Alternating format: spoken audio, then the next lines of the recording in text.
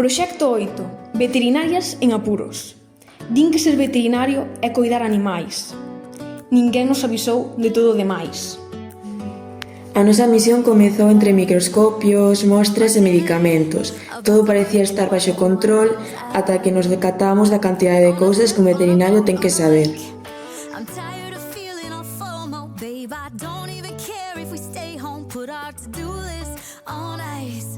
Crank the AC to 79. Chegou o momento de enfrontarnos a pacientes de verdade.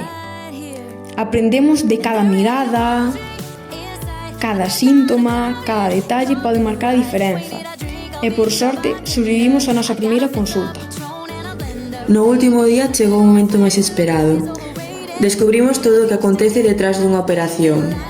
E rematamos cuns pacientes que, precisamente, non cabían na consulta. 3 días, un hospital veterinario, unha chea de aprendizaxes e moitísimas ganas de volver.